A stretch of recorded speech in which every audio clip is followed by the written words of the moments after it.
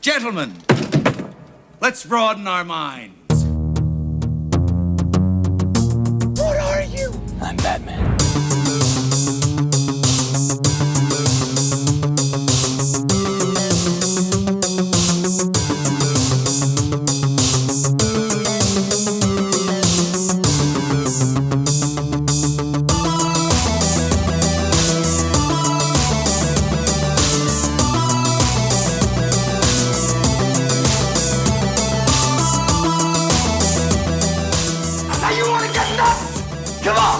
Let's get nuts. You ever dance with the devil in the pale moonlight?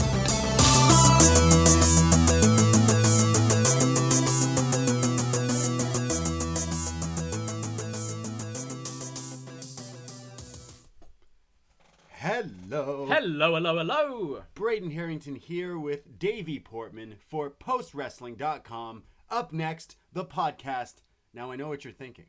We're your NXT friends. But today, we are your Bat friends. We are your Bat friends. Yes. We've got our Bat drinks, our Bat claws. Yeah, Bat claws. We've got our Bat mics. Bat mics. We've bat even phones. got our Bat camera for the YouTube room. Yes, welcome to we're filming this for youtube.com/upNXT.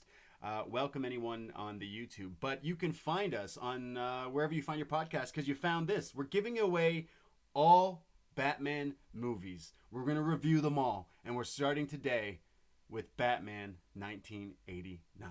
We are indeed. We went to a galaxy far, far away. Yeah. And we saw sand. It's not we good. saw a lot of sand. It was coarse and rough and gets everywhere. everywhere. Yeah. We've been to Halloween and back. We've been to Haddonfield. We've been to Skynet on the Patreon. We are on Patreon, patreon.com/upNXT. And I already know what you're thinking. Yes, we've already reviewed Batman the 1960s movie because it was an episode of Up Yours where World Champ patrons pick something. So we watched it and it was a blast. So that is up there. Yeah, so if you're listening to this and going, hang on a moment. You skipped You've one. skipped one. You skipped the OG, the Adam West one, the best one. Yeah. Yeah.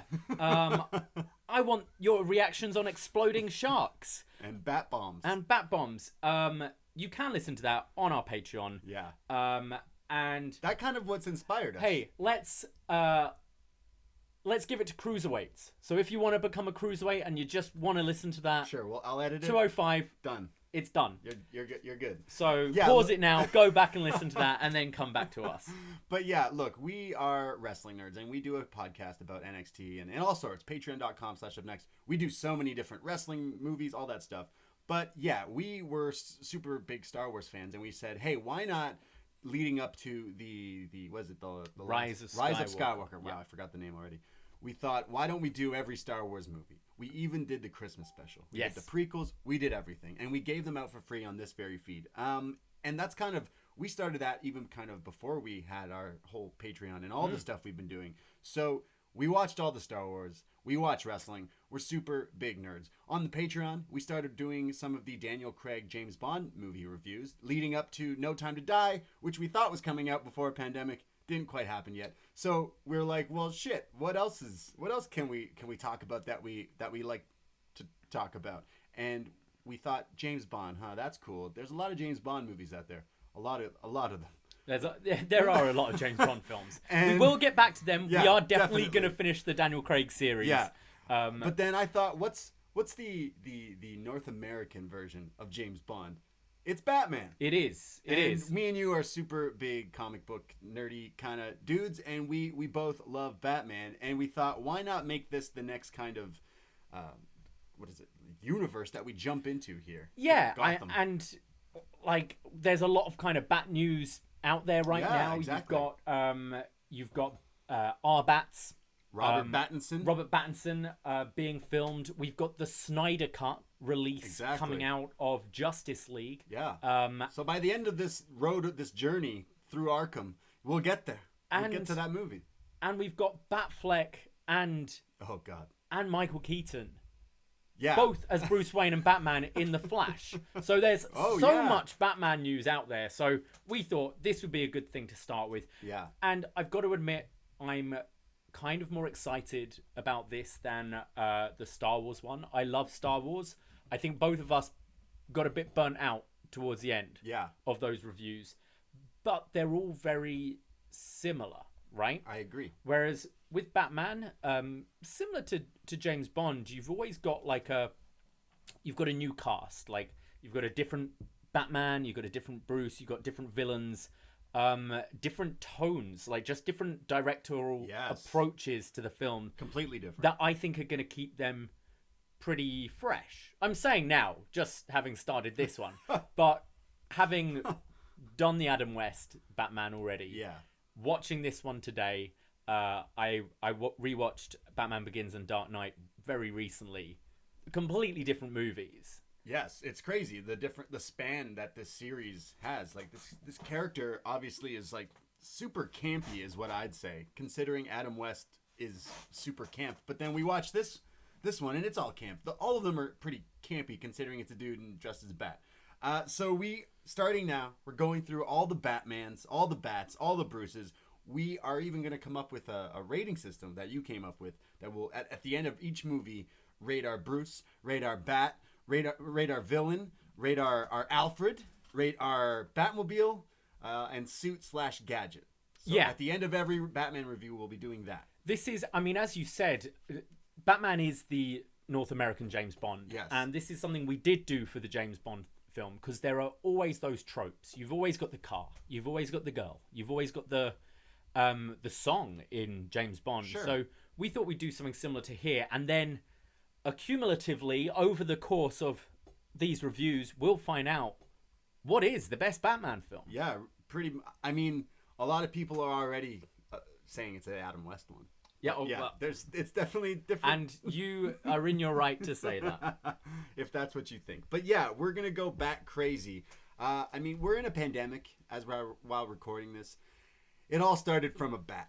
So why not just talk about bats and Batman? So join us on this journey that we're going to start today. You want to get nuts? Let's get nuts. So we start today with the big Batman movie that I would say kind of started it all realistically. Like this one definitely was a huge thing. I was not born yet. I was born in 1991 and this movie came out in 1989. And when I grew up and became a nerd and liked superheroes and stuff, my mom would always tell me, like, oh, when Batman 1989 came out, the world went crazy for this. Like, people were going absolutely crazy. You couldn't get tickets. People were getting bootlegs and all sorts of crazy things because everyone wanted to get their hands on this bat. And you mentioned already Batfleck and Battinson. Think of all the people who were super against those things. And you have someone in 1989, Michael Keaton, who was not known as this kind of actor. He's known as like all these. He was known for a lot of comedy. Beetlejuice, yeah, right. So it's very interesting that like the world still does the same thing years later. Oh, Heath Ledger got picked to be the Joker in The Dark Knight. People went crazy. Why is the guy from 10 Things I Hate About You the Joker? It's just so interesting that even in 1989, 50,000 people sent letters complaining about Michael Keaton. But like, it's amazing, right? This guy, these people's jobs are they're actors. Their job is to be different people, to play different people. So just because you're known for one thing it's crazy. Doesn't mean this is what they get paid for. Pretending. Like, I get paid to make drinks. Sure, I can pour a beer, but I can also make you a martini. You know, right. Like, this is their jobs. And I think now we're getting more used to more outside the box castings, and I'm always like, yeah, well, sink or swim. It excites me more than just they've kind of announced. It seems like Tom Hardy is going to be the next Bond. Yes. That's like the heavy rumor. Bane. And I am not particularly keen with that, just because I think it's kind of an obvious choice. Okay. And I would like to see something a bit more outside the box. I just a bit more unknown. Like, I don't know if I see Tom Hardy committing to as many Bond films as like Daniel Craig has done. Right. But again, we'll see. I'm sure he'll be fantastic. He's a great actor. But... I love Tom Hardy, but I watched Venom for the first time. Didn't really like it. And then I tried watching Capone. Okay. And I fell asleep. Right. So I don't know. Tom Hardy is Bond. I like the idea of it, but we'll have to see when we get there. But yeah, I'm interested in Battinson, to be honest. Oh, me too. That's exactly what you just said. That's something that's out of the box. And I think anyone who is kind of I think there are a lot of people out there who still see him as Edward Cullen from Twilight, as Cedric Diggory in Harry Potter, and they're still fixated on that. Projects he did over a decade ago now. And it's like, no, this guy has put out some really interesting work and can act. And just the trailer alone got me excited for it. I think that's the same thing going... Again, I wasn't around in 1989, but apparently people were pissed on Michael Keaton. And the names that were thrown around for, like, Batman were crazy. I'm reading that there was supposed to be Mel Gibson, that it was supposed to be Charlie Sheen. You know, Adam West was pissed they didn't ask him to try to do this. He was like, why? What do you mean I'm not Batman? They're like, dude, like, years have passed. We're going in a different direction. He's like, no, I got this. And they're like, no. I'm Batman. Fucking don't. We talk about the Joker in this movie. Jack Nicholson was like, yeah, this sounds great. And then he was like, I'm not sure. Look, it could be weird. I don't know. I don't want to fuck up my career. And they're like, well, we're talking to Robin Williams. And he's like, wait, what? They're like, well, if you don't take it, he's going to take it. Okay, I want it. And Robin Williams was pissed. Yeah, I heard about this. So much so that he didn't work for Warner Brothers again. They asked him to be the Riddler later, and he's apologized. like, no. He's like, no, you guys fucking Are you sure you want me, or do you want Jim Carrey? Like, yeah, can you imagine they did it twice? I just want to see them both in a movie. But, I mean, obviously, Robin Williams isn't with us anymore, and he is someone that, like, I feel Robin Williams is the first, like, actor where I realized that it's an actor. You know, like, at a young age, like, you're just watching characters on screens. And Robin Williams was the first one that I was like, oh, I want to see the new Robin Williams movie. Because I loved Jumanji, Mrs. Doubtfire, Flubber, like, all of these films. And but it's always Robin Williams, and I was like, this guy's great. And I kind of credit him as, like, inspiring me to want to pursue acting and play different characters and entertain people. So, like, the idea of the possibility of, in an alternate universe, there's a Robin Williams Joker, that sounds insane. That sounds really cool. Look, I grew up getting into comic books and stuff simply because the Joker. I'm obsessed. In my room, I have a giant thing, Heath Ledger's the Joker, on my wall. It's the size of my wall. I'm obsessed. The Joker's been, like, my thing. And then because of comic books, I got into wrestling, and I love bad guys in wrestling because I love the Joker. It always goes back to the Joker for me. But growing up, I watched this movie, and I was probably way too young the first time I watched this movie, because you go, it's Batman, it's real life, I want to watch it. And then kids went to this theater and were scared shitless because Jack Nicholson is fucking terrifying watching this as a 29-year-old. You're like, whoa, dude, you're scary. So it's pretty crazy. Well, I find it, I'm kind of the opposite there, because I remember this, and people were saying, oh, it's so dark. Yeah. Because obviously we used to the Adam West one by this point in the TV show. It's not that dark now. No, compared to where, like, films have gone now. Yeah. This is, I mean, it's going to get campier, but it's still pretty campy it's to me. It's campy as fuck. But it's interesting to note that Jack Nicholson is the top build on this film. Yeah. It's Jack Nicholson, then Michael Keaton. Yeah, which is nuts because the movie's called Batman. Yeah. But it's Jack Nicholson. It's Jack Nicholson, like, throwing his weight around. It's also Jack Nicholson who said, pay me a percentage of the box office, and then walked away with, what, 60 plus million? 60 million, and, like, still growing. That's like, fucked. When you consider it, when the new Batman film comes out next year, assuming, like, everything's, like, running relatively smoothly. Yeah. There's going to be movie theaters playing this Batman again. Yes. They're going to be playing every Batman film leading up to it. Jack Nicholson is still going to be making money off of this. It's still today the highest billed actor, like, for a single role ever. The money he made for this. Yeah, which is crazy. He also had in his contract, he's like, guys, I like to party. I like to go out dining in the evenings. I like going to house parties and stuff like this. I am not to come in before 10 a.m. What? My call time is not before 10. And if you know anything about film, normally, like, you're kind of in your chair for makeup at, like, 6 a.m. Right. So Michael Keaton would say, like, he'd get there, have these super early starts, and then fucking Jack would walk in, like, sit down, take his sunglasses off, tilt his head back, and fall asleep while he's out there getting doing his makeup. You're like, he's probably busy. The power this man has. The night before, he was probably watching, WWF. What? We always try to find wrestling relations. Well, to our I was movies. just gonna say, he wouldn't be in WWF. He'd be in WCW. Yeah. He'd be like, it'd be him and Hogan just trading the belt. So apparently Jack Nicholson loves wrestling. Yeah. Apparently this is a very well-known thing. Again, I'm going to mention my mom loves Jack Nicholson. It's probably why she showed me this movie. She's like, you'll probably like this movie. Because there's so many Jack Nicholson movies that are pretty lit. Cuckoo's Nest, like the list goes on. I grew up watching a lot of his movies, and he always terrified me. And then I saw him as the Joker, and I'm like, what? He's so scary. I love it. But yeah. Did I ever tell you the story of when I met Jack Nicholson? Oh, no. Okay, so you say he's a fan of wrestling. He's a big fan of sports in general. Lakers. He's the Lakers. He's the Lakers guy. He loves tennis as well. So he's regularly seen at Wimbledon. I went to Wimbledon. I was like a teenager. Skipped school. Went to see the tennis. Yeah. And we're walking around. First, we see Chantel from Big Brother. Okay. It was a like edition of Celebrity Big Brother, and this girl wasn't a celebrity. Not that many of them are. Right. But that was the joke. So she went in as a normal person, and to stay in the house, the first game, like the house did, was they had to put themselves in order of most famous to least famous, and her mission was to be like not at the bottom, as long as she wasn't billed at the bottom. Yeah. So what I'm saying is there were celebrities in the house that were like billed Really below bad. her. But she managed to stay. She ended up winning the thing, I believe. But we're walking around Wimbledon. We see Chantel from Big Brother. So we go up to her and we're like, oh, Chantel, can we have a photo, please? She's like, yeah, sure. We give her our phone and she takes a photo of me and my mate Ryan. Yeah. We're like, thanks.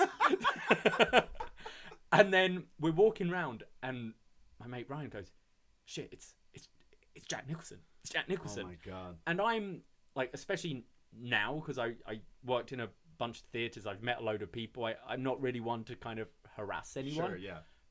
My friend, however, hey, Jack, like following him, Jack Nicholson. And then he turns around and he's like, Hey, if you hadn't fucking noticed, kid, I'm ignoring you. And walked off. And then he's like, yeah, well, we just saw Chantel from Big Brother. And looking back, like at the time, I was like, that's a dick move. Like, fuck you, Jack Nicholson. And then thinking about it now, it's like, you couldn't have a more Jack Nicholson-esque interaction than that. Well, tell me something. Was he wearing shades? Of course he was. Well, something's got to give. I love it. I wish I got to hang out with Jack Nicholson. That'd be a lot of fun. I'm just thinking of all these Jack Nicholson movies because I mentioned Cuckoo's Nest, but like The Departed. Like, he's fucking epic in that movie. That's one of the best movies. The Shining, obviously. Yeah, fuck. Oh, what's He's killing it. Oh, I can't remember the title. Yeah, another really good film. Like, he's done a bunch. Well, welcome to our John. Look, Michael Keaton's good too. I'm a big fan of Beetlejuice. I love Michael Keaton. Birdman in his latter career. You know, he's pretty good in that movie. Really I shouldn't film. like that movie. I really like that movie. About Schmidt, that's the one I was thinking. Great film. Oh yeah, weird one. That's a weird one. Wow, yeah. I mean, yeah. You Can't Handle the Truth. What's that one? What's that movie? It's something Good Man or something. He's done a lot. Yeah. We're going to start a Jack Nicholson podcast to go along with my Brendan Fraser / Nicolas Cage / Woody Harrelson podcast. Add Jack Nicholson to that list. It's all the same podcast or just separate ones? Separate podcasts. What would Jack's podcast? A Jack Nicholson podcast. Something's Got to Give is the name of the podcast. But alas, we will talk more about Jack Nicholson right now because let's talk about Tim Burton's Batman. And like briefly, Tim Burton was kind of a risky choice, I'd say, for considering he was still kind of up and coming.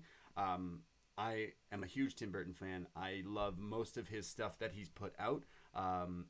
This, I feel like, was the movie that kind of let him go do whatever he wanted and be happy and successful. Which is funny because he didn't like the film. Yeah, he hates it. He found it really boring. He shits on it a lot. And it's like, it was kind of a job. Like, oh, it's Batman, it's big studio He's thing. like, It's like, all right. I'm gonna go make 10 million movies with Johnny Depp now. Yeah.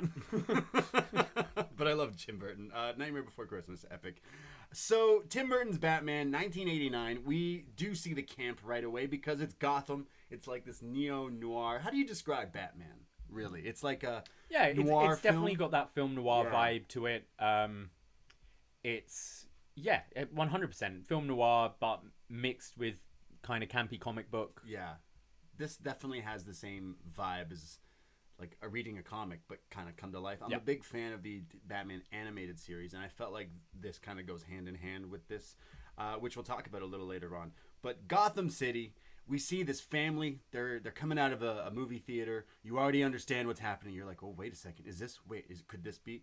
They're trying to get a cab. A mom, a dad, a kid. They go into an alleyway. They get mugged, but then these criminals are just chilling up on a rooftop now with the money, and we kind of see the shadow. So you realize it's not what you thought it was. It's a tease, You pretty much got teased that you're seeing the Waynes and the you know what we're talking about. So Batman now approaches these criminals on this rooftop, which, by the way, I wish I could just rooftop all the time, but is that what these bad guys do? Just rooftop? I put in my notes, Batman shows up fabulously. It's so, like, this is like a RuPaul's Drag Race kind of entrance here. He's got his cloak up. He, like, just drops down and he's like, hi! So they shoot him, but he gets back up. He beats the hell out of them. He goes, he ain't no bat. He's a man, but he beats the hell out of them. Batman is famous for not killing his victims. He is known for this in the comic books. I'm not going to kill you, but I'm going to leave you with $80,000 in hospital bills while breaking your fucking shins, dropping you from 6 flights. He tells these villains, you better tell your friends about me. Tell everyone you know. I'm going to let you live. I'm going to let you go, but tell everyone. What are you?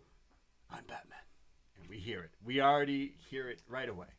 And this was, which I can't believe, they didn't script this. The line was, I am the Knight. Right. And he was like, I'm Batman. And they're like, brilliant. That works. Why didn't I think of that? Yeah. We will see this for the rest of these movies. This trope of, I'm Batman. So he tells everyone, he wants the streets to know. The streets are watching, and Batman's on the radar. Harvey Dent. You recognize this guy? Yeah. It's Lando. Yeah. We thought we got away from Star Wars. I love this guy. Was it Billy D. Williams? Billy D. Williams. He's fantastic. He is Harvey Dent here. Did sign on for a second movie, but got screwed, and then they paid him out so they could switch it to Tommy Lee Jones. So he is on TV, and we see Jack. Literally, that's the name of Jack Nicholson's character. Jack Napier. The Joker, Jack Napier, never had a name before this movie, but they created his like alter ego before he becomes the Joker, and they decided to just call him after the name of himself. So this is what, what should we name this guy? Well, his name's Jack Nicholson. All right, Jack.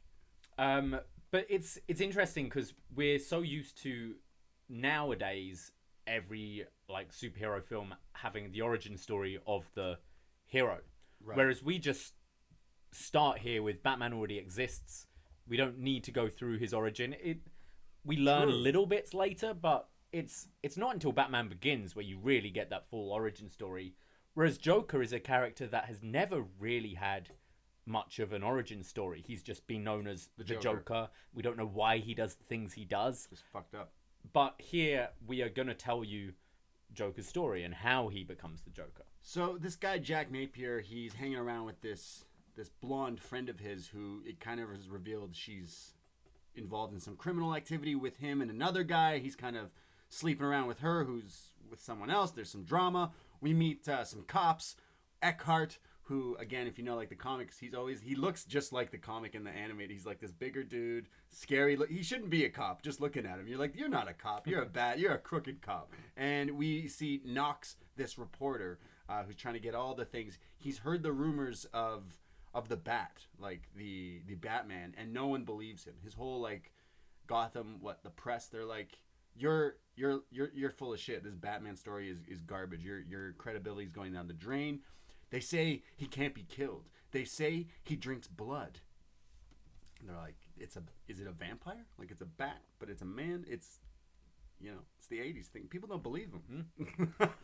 So we see Jack Napier, who we realize he is like a higher up in some criminal activity, and he's very corrupt, and he's pretty much paying off that cop Eckhart. Yeah, he's part of the mob. Yeah, Gotham mob.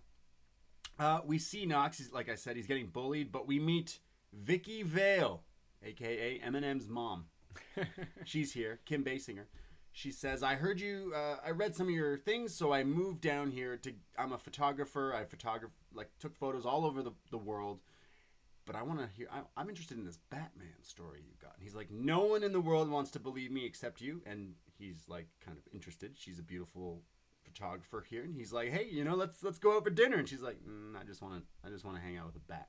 So they make a deal to work on the story together. I'll take the photos, you do the writing. We'll win a Pulitzer Award. Sounds pretty good. Jack's boss realizes that Jack is sleeping with his girl. So he's like, hey, I need you to personally do a job for me down at the plant. But he's snaking him out. He's ratting him out, calling the cops already, like, ahead of time, basically. Saying, I know what you're up to, and I'm going to frame you for, I don't know, doing mob shit. We go to Bruce Wayne's manor. I guess Wayne Manor, essentially. Bruce Wayne, he's throwing a party. And there's tons of rich people, tuxedos, suits, fancy dresses, and Alfred. We meet Alfred. Oh, don't you just love Alfred? I love this Alfred. This is exactly how I imagine Alfred to be. Yes. Just your posh English butler. Yes. Lovable. Michael Gough, English Tony Award-winning actor. Alfred Pennyworth. This is the guy who will go on to play Alfred for the next few movies. And then all I can remember, this guy was in all the commercials for like Pepsi, or he was anything Batman commercials on TV, this guy was in. So this guy got his money. This Alfred Pennyworth, he got his Pennyworth. Absolutely. This is exactly how I imagine Alfred to be, and I think he's brilliant. Yeah, I think Alfred is fantastic in this movie. And Bruce is walking around the party and just like putting drinks down anywhere, and Alfred just cleaning up his mess, which is a symbol to Batman. Alfred's always just like there for him. Now, on this podcast, you have in the past criticized actors such as Freddie Prinze Jr. on his dye job. Right. What do you make of Michael Keaton's dye job here? I don't know, because I've seen him in a lot of other movies in the 80s before this movie. He's always had dark hair, so you could just, maybe that's what he does, but yeah, I don't know. It looks really dark. Well, I don't. Yeah. Well, let's not talk about Bruce Wayne's hair. Let's talk about how tall Bruce Wayne is, because Michael Keaton's not very tall. So I'm pretty sure they kind of tried to make him look a little bit bigger. But what's your take on Bruce Wayne as Michael Keaton here? So there's a party. Michael Keaton is Bruce Wayne. Sorry, Michael Keaton is Bruce Wayne. Vicky Vale's entered the party somehow, and she's trying to meet Bruce Wayne, and she kind of interacts with Bruce, but then he throws her off. I think he's got he's got charm. He's got charm. I think that's the right word. And I think of a lot of the other, compared to a lot of the other versions of Bruce Wayne we're going to see down the line, he's one of the more charming ones. But I don't so much get that he's much of a playboy. I don't even like the whole wealth thing. Like, sure, he's in this big fancy house and likes nice suits, but I think they could have pushed all of that further. Yeah. Because I think the whole point of Batman is he's kind of hiding in plain sight the whole time. He's this guy who's so famous, so rich. Everyone knows who Bruce Wayne is, and yet no one knows he's the Bat. Yeah, it's interesting. And I would say kind of the charm and the humor of this character makes Bruce very likable in these films, but I don't think he completely nails the character of Bruce. It's not 100%. Like, it's definitely he's good. He's not bad. He's definitely, I like him as a better Bruce than some of the other Batmans we eventually have. But so Knox and Vicky Vale go into like this armor room of all these famous like armor stuff of like swords and epic, because he's rich. He has all this expensive shit, and he kind of follows them in and then makes conversation with them, introduces himself, and they're both like, oh shit, it's Bruce Wayne.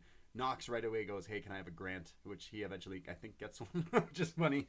But clearly Bruce has his eye on Vicky Vale. He's like, you seem interesting. Maybe you can take my picture. So Alfred interrupts now and says, Bruce, you might need to come this way. So he's like, yes, Alfred.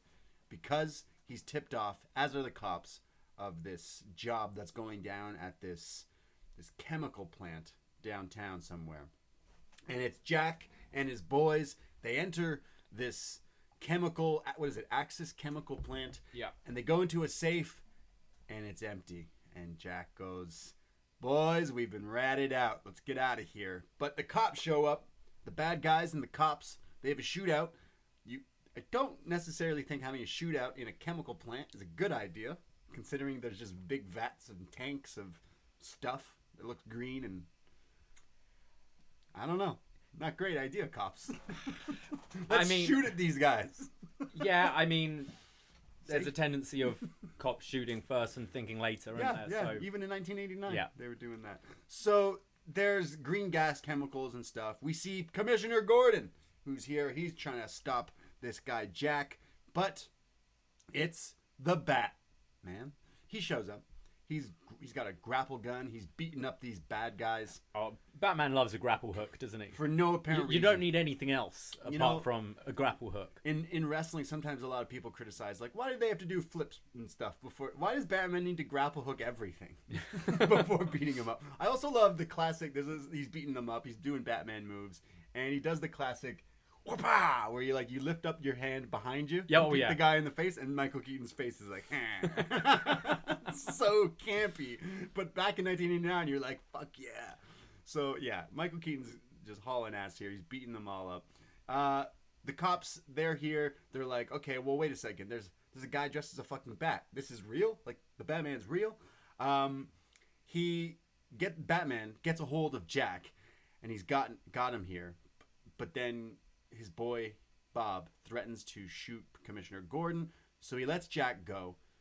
Jack says, nice outfit. Turns around to, shoot Batman, but he dodges this. Somehow Jack slips. He's hanging above this vat of green goop that's chemicals, but somehow Batman tries to save him, but Jack slips and falls into the green goop, and it bubbles. Slow motion, arms and legs flailing. It's like like hands. Gollum going into Mount Doom. It's Hans falling from Yeah. the Nakatomi Tower, and he falls into the goop, and it's acid, and it's crazy. So the cops are like, well, you fucking dropped our criminal into the acid, you idiot. Shoot the Batman. And then he disappears. He flies away. So everyone now knows that this Batman is real. So we kind of see the beginning of the start of the Joker, because he falls into a vat of green shit. And we all know that's how he becomes the Joker, right? I guess. Have you never fallen into green acid and then just decided after that, I'm going to dress as a clown now? More of us should. Yep. So Bruce now is on his date with Vicky.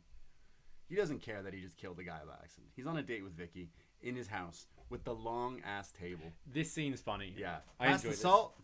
What? Pass the salt. This table is so long, and there's just the two of them. This is pretty funny. But man, rich people, why do you have this table? Bruce, what are you doing? I love the line here. So she's clearly not impressed. It's fancy, but Yeah. she's like, hey, do you enjoy eating in here? And he's like, yeah, sure. Well, I actually don't think I've ever been in this room before, which shows you obviously how big his mansion is. And then they decide to, hey, let's get out of here. Let's go somewhere a bit cozier. Let's go get a burger. Yeah. But no, this is one of those scenes again where you see the charm and the humor of Bruce Wayne. So he's trying to be cool. He's trying to be suave. He is. He looks good in a suit too, Michael Keaton. He's macking on Vicky Vale here. It cuts to what we see some guy in some sketchy looking building with sketchy looking doctor who's trying to fix his face, and it's Jack. He's survived, and he's got some sketchy doctor fixing his face. This scene scared the shit out of me as a kid. He grabs the mirror, looks into it, and he just starts to laugh, and he's like, the doctor warns him as he unwraps his face, hey, I tried my best. Whatever burned your face, It's every single nerve ending in is your face. severed. Yeah, your nerves in your face were fucked, so I tried to fix things. And he's like, and I've only got these tools, and you look and it's all these like rusty, Gross. like spiky. It's so gross. Tools. It's scary and sketchy as fuck. It's like these are the type of people that steal your livers and shit. you see your stories about that? This is the guy. Yeah. He unravels himself. You don't quite see the reveal yet, but he's just laughing maniacally and walks out of this doctor's office. Scary, sketchy. This is scary. And this is this is great, but it's also a kind of trope we'll see quite a lot in the Batman films. Yeah. Like you'll have it with Two-Face, both with Tommy Lee and Aaron Eckhart down the line. It's the like waiting you want to see, and it's shot from behind, or I think with Aaron Eckhart's Two-Face, he's like lying to the other side of the bed, so you only see half his face. Always works, so always gets a good reaction and builds up suspense before you see his face. So we see Grissom, who is like the guy that turned on Jack, who knew he was sleeping with his girl. But Jack shows up, and this guy is terrified, and he's like, Jack, you can't be Jack. Jack, oh, you're alive. I'm so happy to see you. No. Jack is dead. You can call me Joker. And as you can see, I'm a lot happier. And then he just shoots up this guy. And it's like happy clown music. We see the reveal of his face and his smile, and he's evil. He shoots him up. His face is way scarier without the makeup as well. So this is like weird. So his face is supposed to be white, but he adds like skin colored makeup on top or something, right? Isn't that what? Oh, right. Really? It's that way around? I think so. Cause I think he doubles up on his makeup. So he has the white is his actual face, but then he puts the skin tone over to hide it. Oh. Weird. I thought it was the other way around. It's weird. Because I was like, why do you suddenly just want to paint your face white? I don't know. Yeah. It makes more sense for just a guy to put white to hide the face, hide the scars, which is what they do later in the other movie. But in this one, it's the opposite. His face is white because he's burned. Okay, that makes sense. Because later, he gets water thrown and it washes away the makeup. Right, yes. So you're like, oh, that's what your face looks like. Unfortunate for you. So, yeah. So the Joker is made and he wants a piece of the Batman. The Batman turned him into this monster. So now he's going to do whatever he can do to get this guy. We see Bruce Wayne. He's smashing Vicky Vale. Bruce. He's so cheeky, that Bruce. I gotta say, when it comes to like all the Batman films, I always find the like love interest very forgettable. Well, yeah. Like when you say Spider-Man, I think Gwen Stacy, I think Mary Jane. You say Superman, I think Lois Lane. When you say Batman, I'm always like Catwoman. That's what I think. Yeah, but there's never really that. He's never had a strong love interest, I don't think. And Vicky Vale here doesn't really play much more than just a damsel in distress for me. I think so, and we kind of see that later on in all the other movies with different characters. Yeah. And it's always like, oh, I had a girlfriend once, didn't work out. And it's always like that. But it's a lot more, again, Bond-esque. I guess. Just rotating women, kind of. I'd say Catwoman is his main thing. Eventually, they have a kid together in storylines, comic books. I think essentially, isn't it? Well, I mean, the relationship with Catwoman is a lot more interesting, but that's because of who she is as well. Right. But yeah, he's never really had that kind of interesting damsel in distress character. Nicole Kidman, just the same character. Same character. It's just a body. Right, it's just someone there that he's got to save. Yeah, it's his interest. So, and wait, for the record, we're not doing Halle Berry Catwoman. Not a chance. Oh, now you say it. No, not a chance. No. Patreon World Champion. Is Batman in it at all? No. Then that's okay. We don't have to do it. Okay, true. Yeah, he's not in it, so therefore it's not a Batman film. It's not in the what is the timeline? Yeah. Yeah. The Joker, he's got a purple suit. He's looking mad fresh. And him and his crew go into the mob people, pretty much the whole Gotham mob, and he says he wants a truce. He goes to handshake someone. You ever get one of these as a kid? The hand buzzer. The buzzers. Yeah, the ones you got as a kid were not as bad as this. Well, one. This guy's giving him a bit of shit as well. Yeah, isn't it? Because he's like, you're dressed as a clown. Why should we be listening to you? So he kills him, and he kills a guy, and he goes, "Ooh, we got a live one here." And then you've got the like just burnt body sort of still sat there in the like the clothes aren't burnt, but his whole skin is burnt to ash.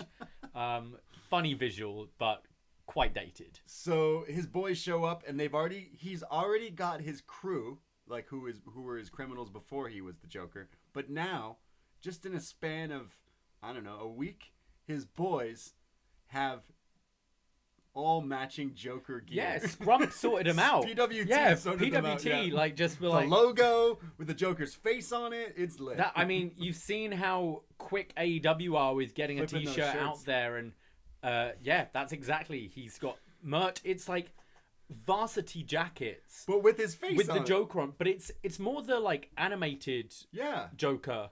I mean, I want to see if these jackets exist. Looks fresh. I want one. Because it's those like real nice like leather varsity jackets. It's really cool. Joker kills a guy, and he says Antoine got a little hot under the collar, and then he tells his boy Bob, who's his friend, and apparently Jack Nicholson just had this guy who plays Bob, his like henchman dude. Apparently this is just Jack Nicholson's buddy, and he's like, yeah, I want my friend in this movie. So that's why he's in this movie, Bob. He tells Bob to keep an eye on that Knox reporter to see what he knows about the Batman. We see Vicky Vale. She gets blown off by Bruce. He's like, yeah, I'm busy. I can't hang out with you after he wakes up one morning, leaves the house, tells her to get lost. He's classic Bruce Wayne. Yeah. So she follows him. She's you know, she slept with him one night, and she's like, he's denying me. I gotta follow him the next day. I'm gonna defend her here. This is a time where there's no Instagram, no Snapchat, no Facebook, true. None of that. There's no being left on red on WhatsApp. You call someone by calling their house phone. Right. And that's the only way you can... Or the bat phone. ...be in contact. There's no like, oh, I thought they said they were ill, but then why are they tagged at this place with so-and-so? And then looking on Snapchat and being like, oh, well, it seems like they're actually in this place or whatever. Right. And... Ooh, true. Yeah, don't tell me people don't stalk after a one-night stand today, because they definitely do. That's terrible. But like in this case, in 1989, you got to do it more in the literal sense of the word and just stalk them. What is it in Wedding Crashers when they call her a stalker? Like, we got a stage 5 clinger. That's right. Vicky Vale. Vicky Vale is a stage 5 clinger. He gives her the bat one night, and she's like, I gotta follow this. I gotta see what he's doing today. I gotta see. Well, you know what he's doing? Well, you saw how much money he has as well. Like, I think a lot of people. Come on. I ain't saying she's a gold digger, but she's just like, yo, this guy's got money. He's got money. Yeah. He's not that tall, but he's got money. She follows him, Vicky Vale, with her camera. Not even just follows him, but with her camera. And she sees Bruce goes to this like abandoned like theater, cinema, and he puts down roses. And she's like, huh, but it's where his parents were killed. Vicky, can't you understand? He's grieving. Jeez. There's a press conference in Gotham, and there's like these it's basically the mob is the one mob guy that the Joker was like fucking around with, who's kind of against the Joker. He's doing a show. All these kind of reporters and people show up, including Bruce, who's just walking nearby. And we see, while this is happening, a mime is nearby. And then another mime. And then another mime. And you kind of realize all these mimes are kind of slowly walking closer and closer towards this press conference. And they all start dancing, and it's an elaborate flash mob proposal, right? Oh, gender reveal. Yeah. But it's not. And one of the mimes, who's looking mad fancy with a feathered hat, is the Joker. And he kind of interrupts. This is low-key creepy too. Classic Tim Burton here. You already have like this, Gotham already looks always gray scale, almost dark and dingy, kind of like how we look right now. Yeah, like how YouTube filter, right now. And then you have these mimes that are like all in super white and black and a little bit of red there. It's a fantastic visual watching. I will say this whole movie, Tim Burton is good at your visuals. You won't be disappointed watching one of his movies. It's a lot of fun. I would say one of the things I like about it, and I think maybe it's just because it's aged, but I like that. I like that it looks like sets. Do you know what I mean? It feels kind of otherworldly, which gives it this kind of comic book thing. Because you read a comic book and you see the pictures and you see that it's set in our world, but it's just slightly different. And I think that's what I like here. Everything kind of looks sort of fake, but not because it's just a shitty studio.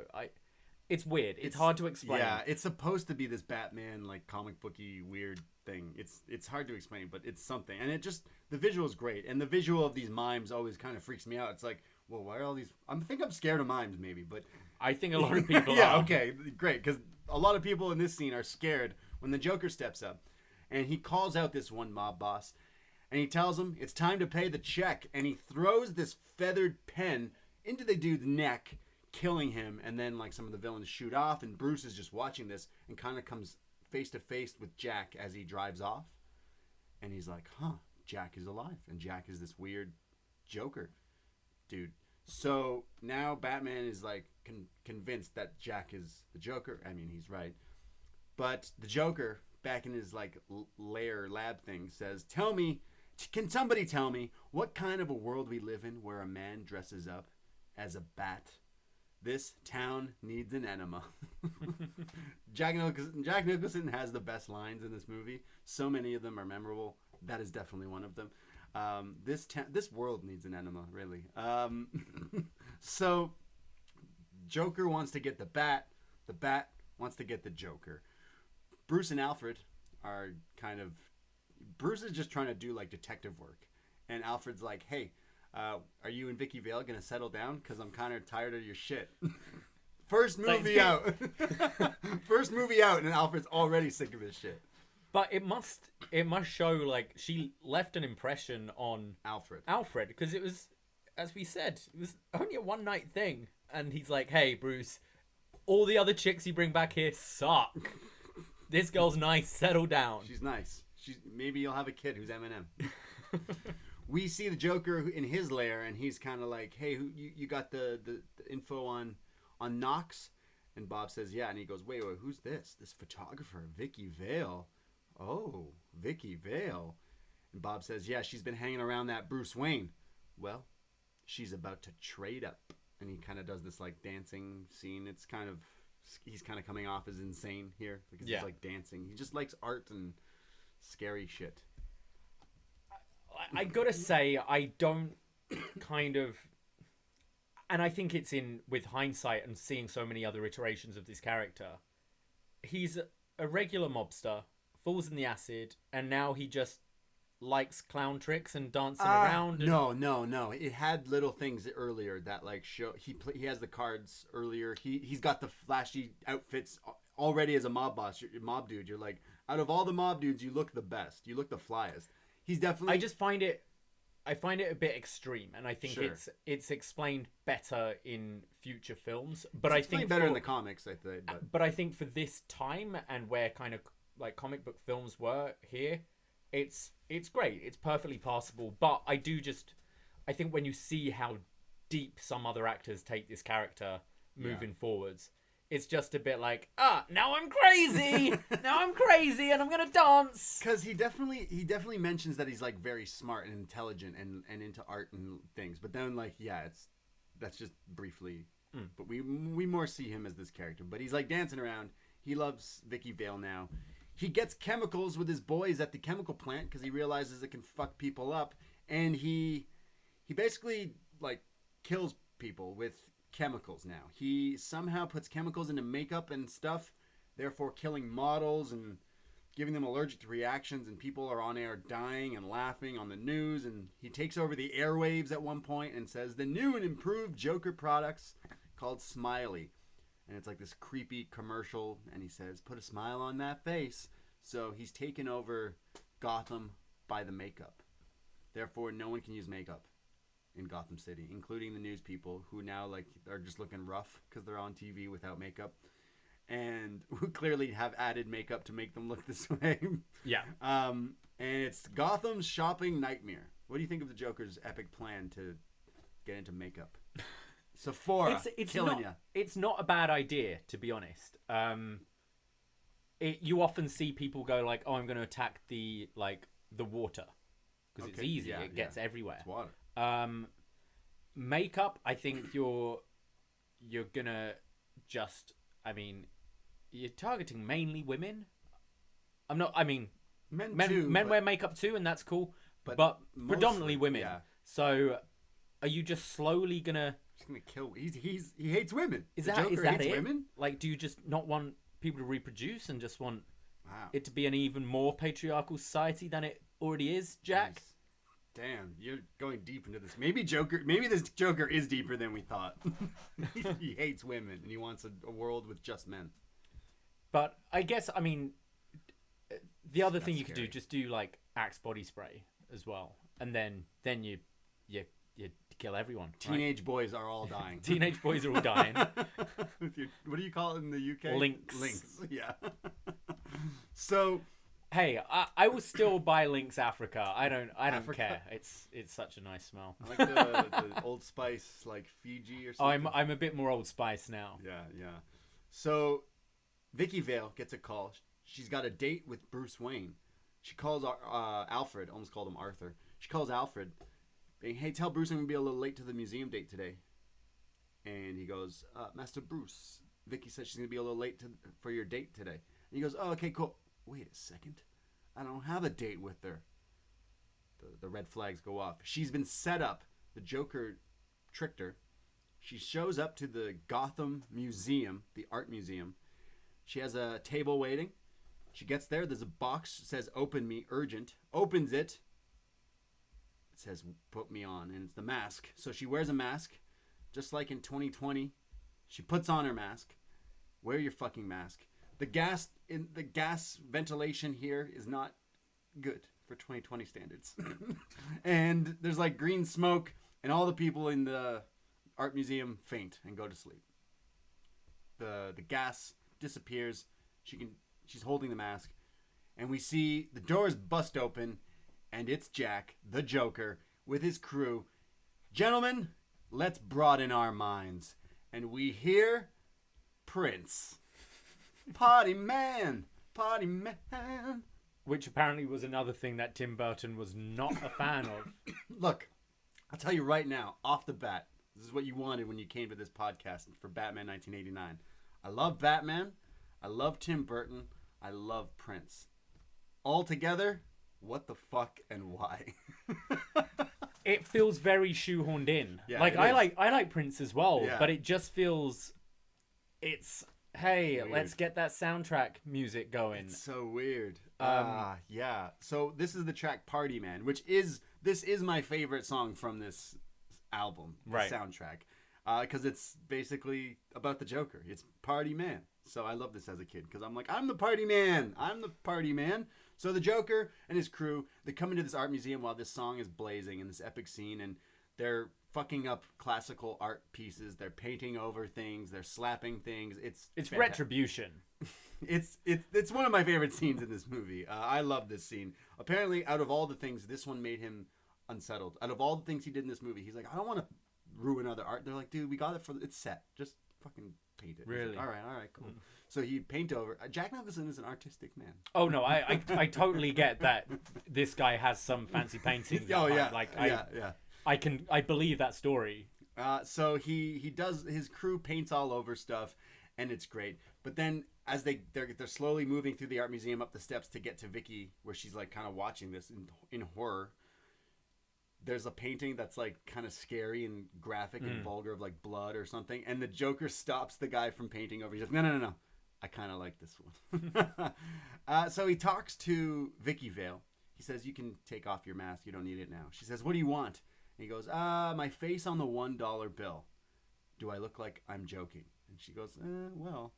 So he brings in his lady friend, who now has a fucked up face too, because he threw acid on her face. He's just really, really mean. Vicky then throws water on the Joker's face, thus revealing like his face. He pretends his face is melting, but then he goes, yeah, he goes into like the Wicked Witch of the West, like, I'm melting. But then scares her and goes, boo. There is a great line just before this as well, where she goes, you're insane. He goes, "Oh, I thought I was a Pisces." Ah. Just another great one-liner. So as he does this, the Batman breaks through the glass ceiling of this museum, flying through. Again, fabulous. It's an epic one. Now, I Blu-ray, you can see a lot of things you didn't see. Like strings? Lots of them. Okay.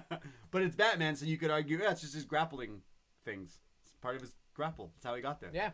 That's how I'm seeing it, and that's how I'm saying it throughout this Sure, movie. yeah. I mean, they don't... In the Nolan ones, they explain how the cape works and how it lets him glide and stuff. This one, just the cape kind of changes in different shots. Yeah. Again, watching an 89 movie in Blu-ray is a lot different. Oh, yeah. Same with a lot of the makeup. You can see... We just did a Back to the Future review on our Patreon, and it's like Back to the Future in Blu-ray, you can see where they added makeup to make people look older, and it's very more visible. Same with this movie with Jack's makeup. But Batman shows up to the art museum. He breaks through the glass. What an entrance. And then he grabs Vicky, grapple hooks something else to fly out of the museum. And Joker's just kind of like, what the fuck? This guy just flew in here. He's just in shock. Batman tells Vicky, get in the car. She says, which one? Out of all the cars, Vicky, you think you'd figure out which car he's talking about. And we meet the Batmobile. Yeah. The Tim Burton OG Batmobile. This hasn't aged at all. This still looks so cool. So Bat-esque. That being said, I don't think there's a Batmobile I haven't liked. They always look great. Yeah, look, this Batmobile is epic. Batman, we mentioned some of the things we're going to rate at the end of this, is the Batmobile, and it's fucking epic. I had this Hot Wheels car. I'm pretty sure I had the toy set eventually. I feel either I had this or my friend had it, and therefore I had it. Because I had a lot of Batman. I had a lot of Ninja Turtles and a lot of Batman toys. It's such a cool car. Yeah, so the Batmobile from 1989. Oh, I've just found there's a Lego? the Lego what? one. Oh my god, yeah. That look, looks great. Oh, I wonder how much that's worth. This movie's from 1989, and this car still looks cool. I've been to a convention where they had like a replica of it at this thing, and it just looks cool. It's got like the thing in the back to shoot out the fire. It's got the thing in the front that looks like a turbine or something. I don't know what this car is. I'm not a car guy, but I'll tell you that the Batmobile cars are always it looks cool. like the kind of booster jet thing is on the wrong side. It Because does. it's kind of at the front. I guess that's a machine gun. Yeah. No, it's pretty epic. And like I know there's someone out there who's like, yeah, the Batmobile is this and that. I'm like, yeah, I think this Batmobile is in the next movie as well. So both Tim Burton Batman movies use this. But I'm looking. I googled Batmobile 1989 movie, and there's like someone who's written like the dimensions and technical specifications of this car and like what. Obviously, this wasn't an actual. I don't know how they made an actual car into this. This is built for this movie. Like, it has to be. I just saw if you want like a kind of replica, it's at least $500,000. Like to actually drive this thing, to get one.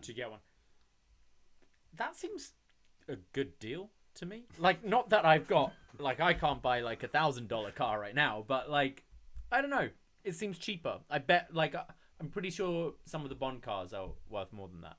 Well, yeah, Aston Martins. Yeah. That thing just looks like a big black bat. I don't know. I love this car. But is it the best Batmobile?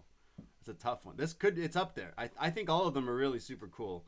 I definitely love this one. We'll definitely be talking about different Batmobiles, but this one is pretty epic. The way it looks is scary. Think about the 1960s Batman. He's just in a cool car with some Batwings attached to it. Yeah. Like, essentially. Oh, yeah. This is... Yeah. This car's fantastic. We see an epic chase scene in the Batmobile, and they're driving around the city. Of course, the Batmobile's got, like, toys and weapons and stuff attached to it, but they get blocked by traffic. That's the one thing this car is a negative. It's too big and bulky. He can't get around in these city streets. You think driving your van around, downtown somewhere is hard? Try driving a Batmobile somewhere. So they get on foot, and they run into an alleyway. Batman asks Vicky Vale how much she weighs. She says about 108. So he grapple hooks them both to fly up. Basically says hold on and lets her go, and then falls down as the criminals find them. He's just laying there.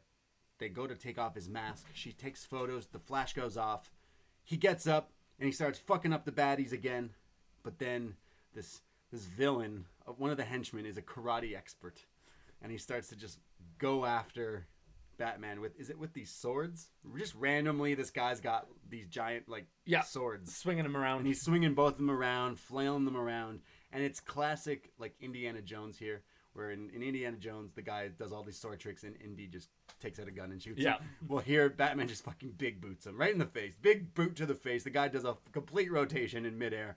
Looks awesome. You're kind of like, wait, why does the Joker have a guy who does this? Okay, I don't see the way that ties in. But why is this Joker got a lot? Why is he dancing to Prince? Why is he got a flower that squirts water? Just acid, it's none of it makes sense. But I'm all right with it. I'm allowing it.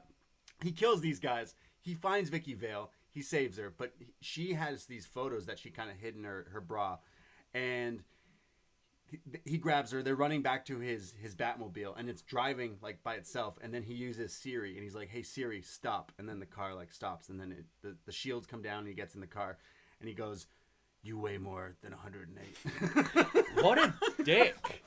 He's such an asshole. It's just like she doesn't know I'm Bruce. I'm just gonna say things I've always thought. She goes, "I'm 108." He's like, "Yeah, okay, love, 108." Yeah, so rude. Funny. Who's Princess Diana married to? Prince Charles. Yeah, he sounded a lot like Prince Charles here. Hey, love, you're looking a little. What? Batman, She did lie to him though, because like it could have been a life or death situation. This isn't the time to be lying about your weight. She's like, I'm actually like 120. What was the other plan? Like, if she goes, I'm 130, he'll be like, well, my plan's not gonna work. Fuck, we're dead. And like, because he's doing it to test he knows how much the grapple hook holds, so right? what happens if he's trying to save a guy? Yeah. Right? Sorry, mate. Yeah, if he was trying to save me, I'm dead. Who's that big cop? Try to say, yeah, I've got this nifty grapple hook, but if Batman's ever trying to save me, you've been having too much donuts. I'm screwed, definitely. So they drive in the Batmobile.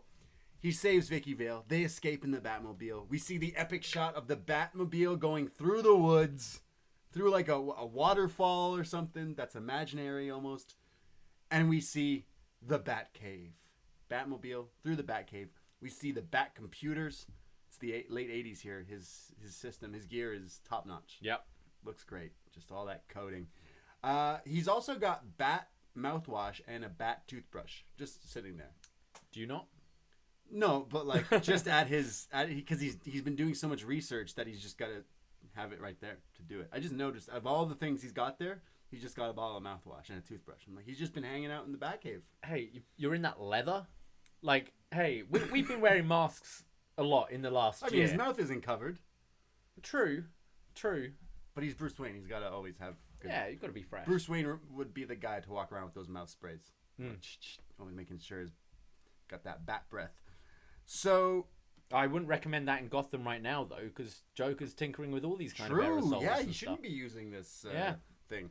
Well, Batman then reveals to Vicky that he's cracked the Joker's code of all this stuff. It's not the makeup on its own. If you use the hairspray and the lipstick combined in the same area, it'll cause these things. So he gives her all this information and says, take it to the press. And that's what she does. And the press goes wild, and they foil the Joker's plan, and the Joker's pissed. Bruce, the next day, he's kind of feeling bad about Vicky. He goes to Vicky's apartment, and he's nervous because he wants to kind of tell her what happened, because he wants to tell her that he's Batman. He's like, hey, I kind of like you, and I want to tell you that I'm Batman, but he's nervous. He's shook. She's like, you blew me off. You ignored me. Like, what the fuck? So he's trying to tell her. If you had a near-death experience, wouldn't you just let it slide? Like what? Like, I probably wouldn't remember I've been stood up if I had all this shit happen to me. Exactly, yeah. She'd be like, oh my god, Bruce, you won't believe the shit I just went through the other day. He'd be like, so it doesn't matter. I almost died. It's fine. Whatever. Yeah, comfort me. Yeah. Because Batman isn't right now. But, like, Batman, I was in his house the other night, just saying. Nothing happened, Bruce. Nothing happened with me and the Bat, but, like, I was in his house. I was in his cave, but nothing happened. He says, look, there's something, but the doorbell rings. He says, just get it. But it's the Joker. He busts into his apartment with his crew. Wait. You're glossing over one of the best lines when he's trying to explain, and she's like, "No, you blew me off." He went, "You're a real nice girl, and I like you a lot, but for now, shut up." And he pushes her. So he just called her fat. Now he's telling her to shut up. He is James Bond. He shoves her down. He's like, "Shut up. Shut up. I'm trying to tell you I'm Batman." Jeez. The Joker shows up, and Joker explains that his blonde friend couldn't handle being ugly, so she jumped out the window of their apartment. But you can't make an omelet without breaking some eggs. That's my favorite line from this movie. So Bruce shows up, and Joker's like, "Oh, another addition to this party. First there's the Batman, and now there's Bruce. Hello." And he kind of mentions that he's Bruce Wayne.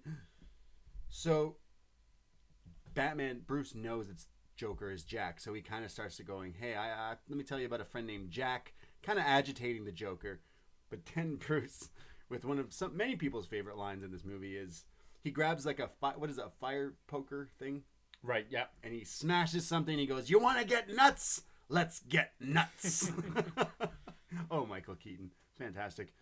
The Joker says, "Have you ever danced with the devil in the pale moonlight?" As he pulls a gun on Bruce, and Bruce says, "What did you just say?" And Joker says, "That's just something I say before I kill people because it sounds cool." Boom! Shoots him.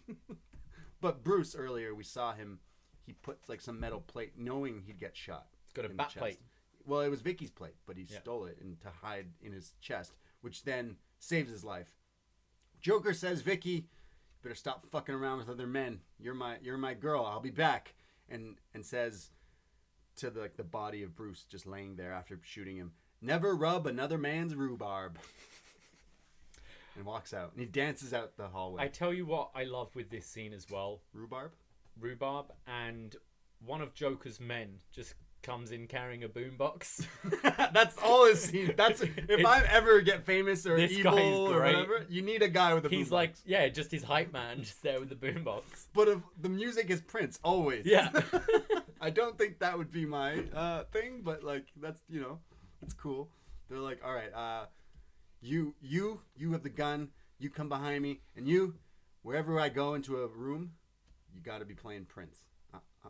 All right, boss. Can I have a gun as well? Just to no, boombox. Just Prince. Boombox and Prince. Nothing compares to you. So the Joker leaves off dancing. Vicky turns to see the body of Bruce, but he's gone. He's disappeared. He's like Michael Myers at the end of Halloween. He's gone. So he survived. So the Joker interrupts yet another. And she goes, "Motherfucker, stood me up again. Just ditched me." Wow.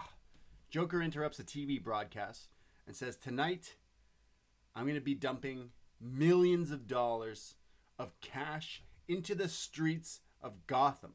And we see he's got like the normal face now, not the white face. He says, "I'm challenging the Bats to a Dukerino. Me and you, mano a mano, tonight. Batman versus Joker. I took off my makeup. Let's see if you can take off yours." And then Bruce is watching this.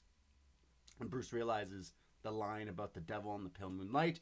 And we have a flashback scene, Tim Burton flashback. And it's the Waynes. Is it Martha and Steve? I don't remember. Is it Bruce Sr.? No, what is it? Quickly, Google this. Oh, come on.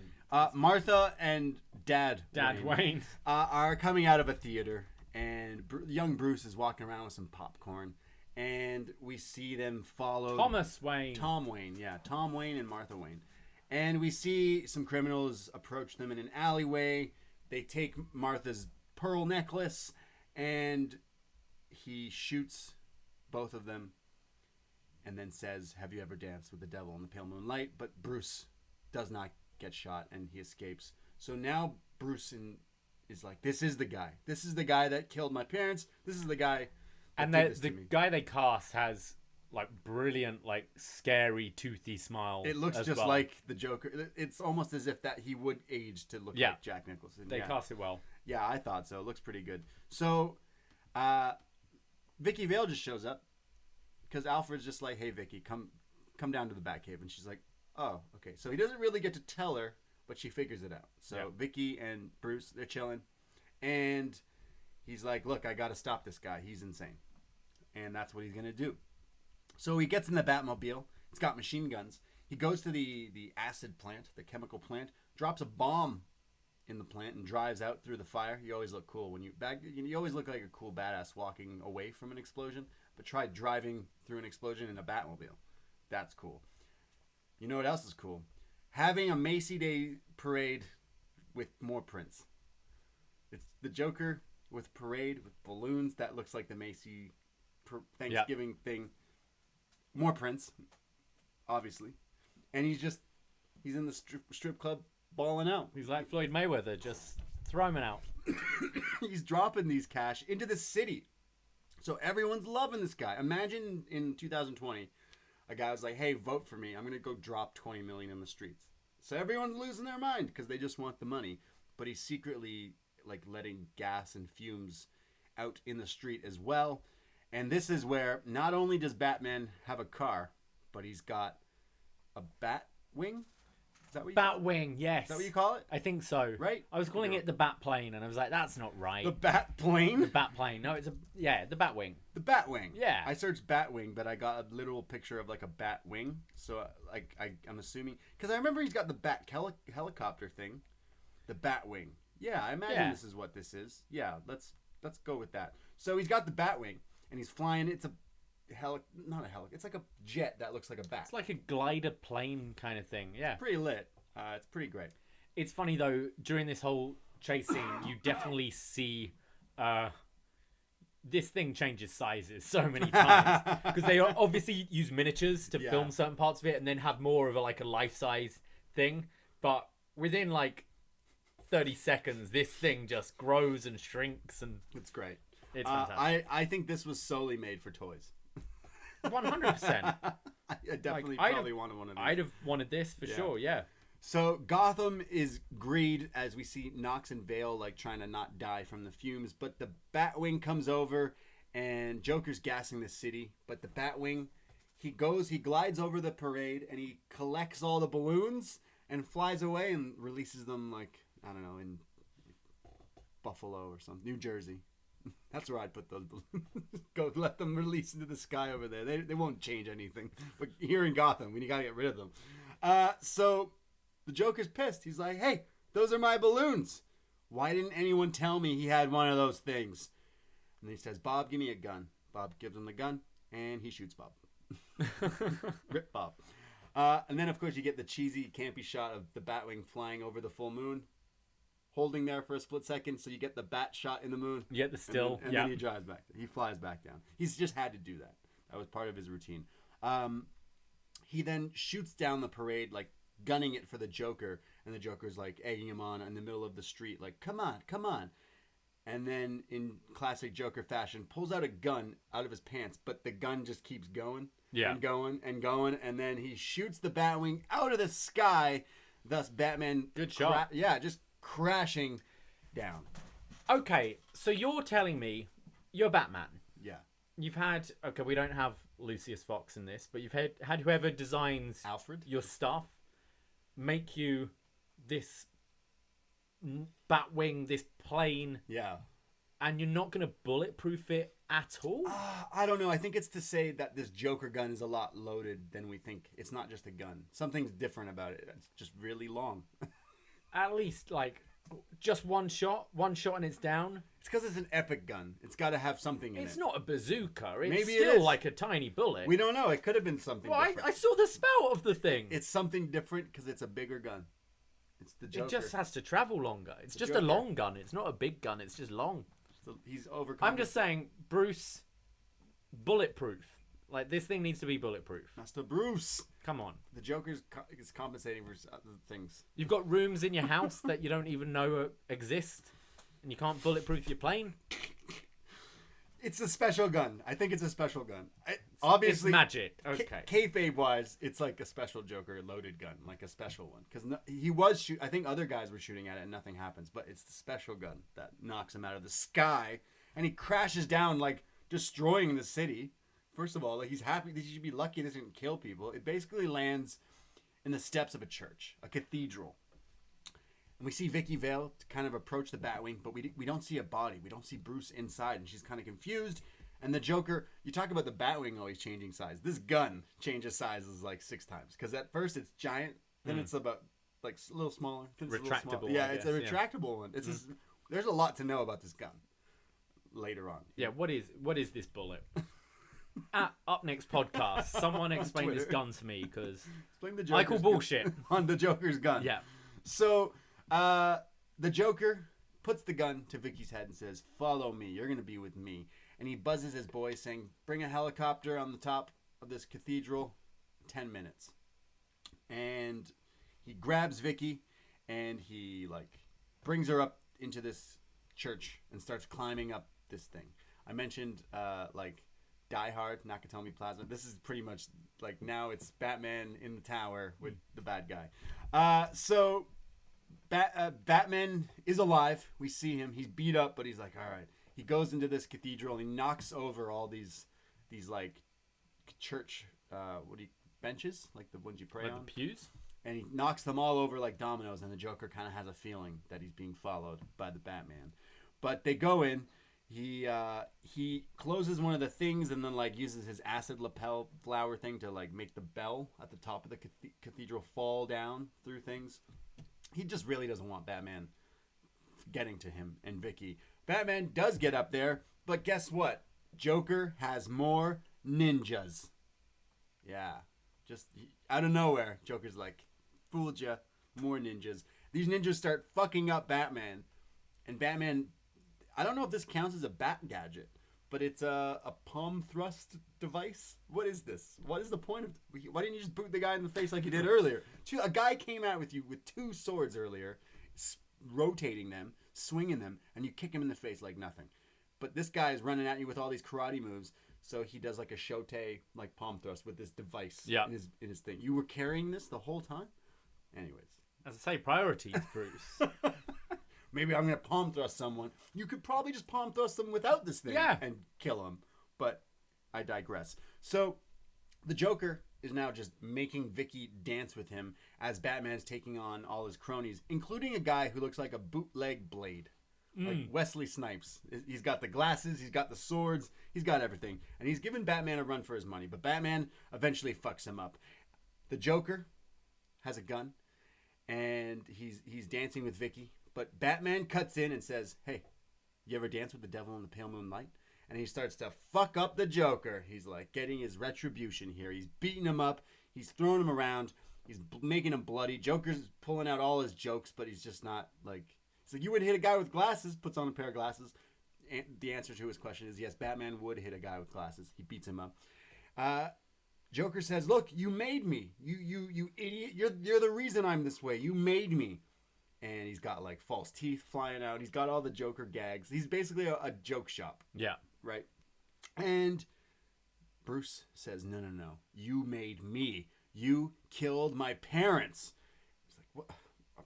Dude, I killed a lot of people. I am your parents. Batman's just fucking him up, but then the Joker basically falls off the ledge of this high up in this cathedral thing. Vicky and Bruce are like, oh, he's gone. But he's not. He grabs both of them, and now they're both hanging, and he's back on his feet somehow. And the Joker's dancing around while Batman and Vicky are hanging on for their dear life, and the Joker's just having a ball. So they're like clinging onto like the gargoyles of the church. And Joker turns to the gargoyle, "What are you laughing at?" as he dances around.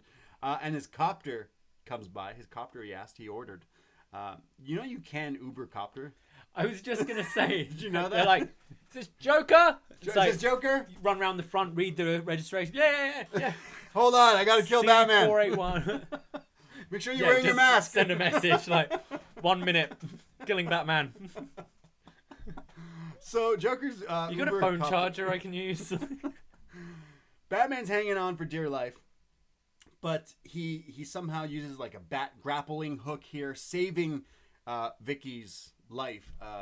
He obviously, knowing that she was 108, went back to the drawing board and fixed his grappling hooks to hold more weight. 128 maybe. So Joker is trying to get away on a classic helicopter ladder thing. He's climbing. There's always the rope ladder. There's always a rope ladder from a helicopter in any movie. There's always that. Especially Batman. Yes, always Batman. The Joker's climbing it, but Batman is not letting him get away and grapple hooks him to like hang on. So he's using a lot of force here, holding the Joker, which then the Joker is hanging on, but he starts to slip, and the Joker slips off the rope here and falls to his death. Yeah, while laughing. While laughing, and we see the shot of him below, and he's obviously, because the scars, he's got a permanent smile. Yeah. His eyes are still open. Wow. You see the blood all over him, and he's got one of those laugh boxes in his pocket, just laughing, going off on repeat. The final image of the Joker is really cool here with that laugh sound. That's how I want to go out, smiling. Smiling? Yeah. Okay. Isn't that like how anyone wants to go out? Sure, yeah. Yeah, it'd be great. So, like I said, Vicky is almost falling, but Batman saves her as well, just like our set's falling over. Vicky falls, but Batman saves her and uses the grappling hook, and then they're alive. They survive, and the Joker is dead. Wow. What do you think of this final like epic fight scene? It's like a video game, really, and there's many video games based on Batman and these movies in this franchise, but he has to go through like the levels to get to the Joker, and then finally fights the Joker. It's cool. It feels very much kind of this time. Yeah. Like 80s, 90s. There's a lot of fighting up high buildings and then ending on roofs and explosions. Yeah. But no, it's fun. It's Batman v Joker. How can you not enjoy that in any iteration? I like the like interactions between both of them, because you kind of don't get to see a lot of them together for a lot of these shots, because they have the epic scenes separate, but then finally like they're in the scenes together at this epic, and I think they go well together, because Jack Nicholson obviously as this character is psychotic and insane and laughing and stuff, and you have Keaton who's really trying to be the more serious dark Batman. I think it kind of comes to a nice climax here at the end. I like it. There's a press conference and Batman's like, hey, save the world, so here's my bat symbol. Anytime you need me, call me, beat me if you want to reach me. And they reveal the bat symbol in the sky. Vicky Vale sees Alfred in a limo waiting by. He's got the bubbly. And then she drives off somewhere. But Alfred says, Miss Vale, Master Bruce has told me he's going to be a little late. And she says, that's okay. And then it cuts to the bat symbol in the sky and Batman on a tall building, looking at it, staring on. He's like, yeah, Vicky, hold on, I got shit to do. I got to stare at this logo in the sky for a little while. And Scandalous by Prince plays as the credits roll. That was Batman. Batman. Da-na-na-na-na-na-na, Batman. Well, we didn't hear that theme, but we got, was it Danny Elfman, I think? Was it Danny? Sounds about right. Yeah. Wow, what a film. What a film. What do you think of Batman 1988? 1989, sorry. I really enjoyed going back to watch it. I haven't seen this for a long, long time. I remember loving it when I was younger. Watching it now, I don't think it's as good as I originally thought it was, right, and the kind of praise it gets given. It's fun, but it's very... And obviously there weren't many comic book films out by then, and they kind of opened the door to allow comic book films to happen. I think everything seems very surface level here, from like the Joker's plan to Batman like as Bruce. Not really, like in the latter films you really see Bruce being kind of conflicted and like the weight on his shoulders of having this dual identity. Joker, it's like Jack Nicholson could read the Yellow Pages and he'd be fantastic, you know, but I don't really feel he's putting much of a shift in. I feel he's just putting on makeup and being a bit crazy. He's being the Joker. He's being Jack. And I think this all comes from having seen other iterations down the line where people have really dug deep and like really looked into the psyche of these characters, whereas I feel it's a bit pantomimey, a bit cartoony. That is the tone they're going for, obviously. But I think looking at it with 2020 eyes, it's not. It's I'm saying right off the bat, it's not the best Batman film. Yeah, well, yeah, obviously. There's a lot of people who I don't think they say that it is, but I understand. I don't know. I hear a lot. I hear a lot of people who love Jack Nicholson's Joker, love Michael Keaton's Batman, and love this film, and I'm just like, yeah, it's fine, and it was.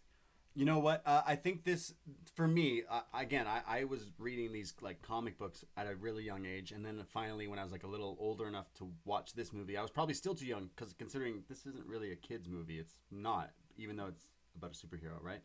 It's more of you could watch it when you're like a teenager, or 10 or 8 even maybe. But I would read the comic books, and now I always thought that this one felt like it was a comic book coming to life, and then rewatching it now, like way older, I hadn't seen this movie in like 10 plus years easily. It still felt like I was reading a comic book. Definitely. So I have to say I did really enjoy that aspect of it, because you kind of compare it to some later, like the Nolan versions, and they take it a lot more serious, which is something I actually like a lot more than this movie. But I would say as well that comic books themselves have gone a lot deeper. Yeah, for sure. They're more like graphic novels rather than just comic book series, which are villain of the week and nice pictures. Because again, I wasn't born in 1989, but I can imagine someone throughout the 80s buying comic books of Batman for years or whatever, and then finally seeing this, you're like, holy shit, it's not Adam West, it's not that cheesy shit, it's the darker shit. So I could see that really making people really fond of it. It's worth noting as well, this was released on the 50th anniversary of the character, which is crazy to think the character of Batman had been around for 50 years by the time Bob Kane. This film came out. Yeah. So yeah, you're completely right. There are definitely people who might have been a bit insulted by the Adam West one, and definitely finally seeing this, especially on a big screen with a budget and well-known actors, would have been really rare for the time. Yeah, I think just things have moved on. This is a long time ago. They have, but would they have moved on if it wasn't for this film? You definitely have to look at this film and be like, it inspired so much, and it allowed film studios to be like, oh, well, that worked. We can do that again. Which, just looking at the box office here, box office blew shit away. Yeah, this film did okay. Bat office. It did okay. So the budget for the film was estimated at $35 million.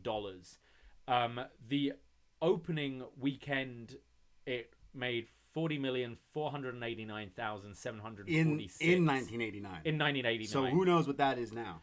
The gross in the USA was $251,348,343, and the worldwide gross $411,556,825. So it did very well. I think it was top of the box office that year. Just it had to be. No doubt. It came. Sorry, no, it was second. What? I believe Beat that in 1989. I can't think. It came second to Indiana Jones and the Last Crusade. Okay. Which was the last one. The last one. Then. Right. But yeah, already was like a proven thing. So it did very well for itself, and Jack Nicholson made the right move by saying, "Yeah, I'll take a percentage of that." Yeah. He's probably still making money off this movie. 100%. He didn't have to do anything else, but he did. So yeah, let's go through our list. We're talking about like thoughts on this movie, but I think we can give them also as we do this. I agree. As we answer the what is it? The tropes, the bat list, the bat list. So let's start. We've kind of hit on this one already, but if you had any more opinions on Michael Keaton's portrayal as Bruce Wayne. Look, he's not the best Bruce Wayne, but he's definitely not the worst Bruce Wayne. When I think of Bruce Wayne, I think of someone who's cool, who's calm, he's suave, but he's also trying to play an idiot because he's trying to downplay that he's super smart and he's Batman. Watching this throughout some of the later movies, I think he's a fantastic Bruce, but he's not my favorite Bruce. And I'm going to say he's a 7, which isn't bad. It's pretty good for a nice Bruce Wayne, but it's not. He's passing. He's higher than passing, but a 7 as my Bruce. I also gave him a 7. I think he's one of the most likable Bruce Waynes, but I don't know if he's necessarily the kind of Bruce Wayne I imagine in my head. Yes. So I went for a 7 as well. Now you could argue to put this together, but I really think that they're kind of two different characters. Batman. Yeah. Michael Keaton's portrayal as Batman. You don't get to see him as much as Batman as I'd like. Realistically, he makes jokes to Vicky Vale about her weight and stuff like that while he's Batman. Yeah. He talks to those criminals earlier in the movie, and he's like, "Tell your friends about me. I'm Batman." He's not that scary. Like if I was a criminal and he was the guy that stopped me, I wouldn't be that terrified. I think this whole movie is kind of, you see other iterations of Batman for years to come, and that could probably taint this version of it. So I wrote down 8, but I'm also gonna go 7. I lowered it because I'm like, he's not intimidating. He's not. I'm taller than him. I know what you mean. I do like his portrayal as Batman, especially this is so different from the Adam West one, which at this point was the only kind of version that there is. But I think I like in the latter films when he gets just more violent. Like you believe this guy can really fuck you up. You don't see that. Here he's doing classic 80s cheese fighting, right? Yeah. Which was hot back in 1989, so you can't blame it, but like he's moved on. I like his voice as well, because he was one of the first people to start doing this, because he'd go to Tim Burton and went, look, everyone's going to know it's me. Everyone will know Bruce Wayne is Batman. Like, we need to... And he was talking about doing different contact lenses and all these different things, and ended up doing the voice.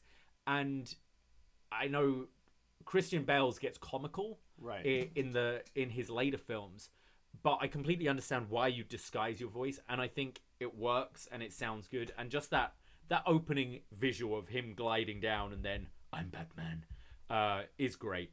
So I went for a 7 as well. So that's not bad. Bruce and Batman both gets a 7. I think people agree with us on that. We go to the main villain. Yeah, look, Jack Nicholson is the Joker. You could say it's just Jack wearing makeup. You could. I am a big fan of the comic books of the Joker. I've read so many back in the day. It's been a long time. Killing Joke, my favorite comic ever made. Hands down. It is. I felt like when I watched this movie as a kid and maybe a few times as a teenager, it felt like he was such a good take on the comic book animated thing. Like the way he looks like it's almost a comic. Like the way he looks and everything. The way he acts, where you're almost like, wait, why would he do that? In the comics and shit, Joker somehow is on people's TV screens. He's always in chemical things. So it felt it felt like the Joker nailed it more than Batman nailed it. And I'm saying this even watching this now, where I'm like, oh, like the Joker is so ridiculous as a character. There's no time to explain like how did he hack everyone's TV? How did he get all these chemicals? Doesn't matter. It's the fucking Joker. Like he just whatever. And Jack Nicholson's got great lines. I'm going a 9. Oh, for Jack wow. Nicholson. Okay. Yeah. You've kind of mentioned that, like, yeah, he's just some guy like in makeup, but that's like the character of the Joker before this. There wasn't any like story behind this. I know there's the whole Red Hood thing, but that again comes in 1988 was the Killing Joke.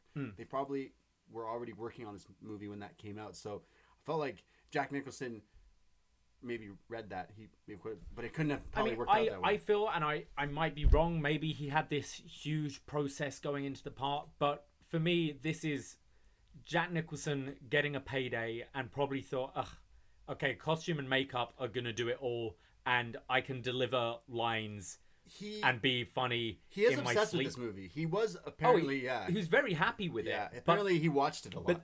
But I look at future Jokers we have to come up and know kind of everything they poured into that role, and looking at the why is this guy doing this, and that's not something you're asking of your comic book films at this time. No, you won't. But for me, it's Jack Nicholson dressed as the Joker, which is a darn sight better than a lot of other people, but it's a bit surfacey for me. Sure. I went for a 6. No sweat. Hey, different strokes, different folks. Now, never rub another man's rhubarb. Going into future films, we will talk about secondary villains. Right. I mean, you've got you can't name Bob. No, you've got other mobsters, but I don't think it's enough to really comment on this one. But in the future ones, we'll kind of lump your kind of secondary villains together for that category. But we're going to skip over that and move on to Alfred. Yeah, look, this actor who plays Alfred is the same guy who goes on to play Alfred in the next few movies that we talk about. So it can be said we can rate him out of his interactions in this movie. And in this movie, you kind of see him. Earlier, I didn't mention where he's like, "Hey, Bruce, we need more bubbly. How many things should we open?" And Bruce is like, "I don't know. What do you think? Like 10 more cases of bubbly?" And Alfred's like, "Fucking all right, cool, yeah." And then like you see him like cleaning the Batcave and like doing the suit stuff, but it's very minimal. But it's the first movie, and he kind of becomes that kind of moves on. It's Q. He's Q from Bond, right? So I just go flat out like an 8. Okay, it's the first time you see him, but it won't be the last, and you kind of get to see. You mentioned you liked the how he was kind of sweet on Vale, like Bruce. Why don't you go with this girl? Yeah, come on. You see more of that in the later movies, considering the later movies get kind of shit, but he remains like the same. So I think he's great. I don't know what else this guy's in, but he's great. I went for an 8 as well. I think he, as I said earlier, he's exactly who I imagine Alfred to be, and he's looking out for Bruce, but again, there's not too much depth, and here I think he's more of a grandfather to Bruce, whereas in later ones when Alfred really adopts more of that father figure, it has so much more emotional weight to it. But I think he's great. I went for an 8 as well. And rest in peace, Michael. Is it Goff? Yeah, man, he's fantastic. And apparently he did like a lot of voices and stuff, and all the other like animated stuff as well. But he's great. And again, I've seen him in all these commercials when I was a kid, and he was great. What about the Batmobile, the Bat Uber, the Bat Lift? This car is really cool. Now that I'm thinking about it, I think you're right. I think a friend of mine had this car. Right. And I got to play with it. And it wasn't until a later movie, I think the Forever car, which I got. I'm going to go Batmobile, a 7. Okay. It's really cool. It's way better than the Adam West one. Your first look at a Batmobile, you were blown away, regardless. But in hindsight, it's just a big black, like, box, a tissue box with a thing on fire in the front. Yeah, it's not... It's still lit. It's lit. It looks great. It's lit. And I think whereas other things look dated now, I still think this looks really cool. Yeah. But when we're talking about the practicality of the thing, it's, as you said, like going around a busy city and something like that, like doesn't work. I've driven a U-Haul around Toronto, and Gotham looks way busier than Toronto does. You think Christopher Nolan watched this movie in preparation for like his movies, and then it was like, man, what's the point of having a Batmobile if you can't drive anywhere? And he's like, wait, what if it could spit out and break off into a Bat motorcycle? Yeah, right? Isn't that what happened? Completely. Yeah. So I went for a 7 with the Batmobile. You were 7 as well? Yeah. Okay, we're kind of on the same page here. So Batmobile 7, but what about his suit? What about his like gadgets? What is Batman looking like? He looks amazing. Again, it's very similar. I think I could just say 7 as well for this because he looks really cool. Again, comparing it to just Adam West, it's a 10 really. But in hindsight, there's a lot of flaws in this suit because it changes from scene to scene because it's clearly like this shot he flies in with like this like whole wingspan thing. I'd say when he breaks through the glass with that shot in the museum, that's when he's like, whoa, that's fucking sick. But you mentioned he looks like RuPaul Drag Race because it's like this whole elaborate like thing, and it's like, yeah, looking at it now, again, this is like almost 30 plus years old. You're like, all right, so I'm gonna go maybe even a 6. You're going a 6. Yeah, let's go to 6 because he's got grappling hooks that can't even lift someone who's 128 pounds, and he doesn't really have other. The Batwing is cool. If that ropes into gadgets as well. What else gadgets does he really use? That's it. He just grappling hooks the fuck out of everything. Oh, he's got the palm thrust thing, which is a lame fucking thing. Yeah. Like, I wish I could walk around with a palm thruster, but like, nah. I'm going 6. You're kind of... Yeah, I don't disagree with you. I'm going to stick with the score I originally put. I went an 8. Okay. Just because I don't think it's really dated much. I still think looks cool. He looks cool. I don't, from like, if I wanted to walk around wearing something, I wouldn't necessarily want the yellow. I think it's a bit of a giveaway going around at night when you kind of want to camouflage, but it's the kind of the ode to the comics, right? Like the original suit. So I do quite like how they've incorporated that. So I went for an 8. Yes. And finally, just what, an overall score? Just overall, like taking everything aside, taking away like campy lines, plot holes, any of that, but just sitting down and watching the film. What was your overall enjoyment? You want to get nuts? I'm giving it a 7. That's what I rated Bruce. That's what I rated Batman. It's probably what I rated a lot of things, but I'm going with a 7. In hindsight, I still love this movie. Watching it, it's so campy. It's way campier than I thought it was. I went into this thinking, oh, this is some dark movie, but then it's still not compared to things I've now seen as an adult and movies and stuff. But it's dark. They made the Ninja Turtles movie, which I know you have not seen, which is definitely a future review.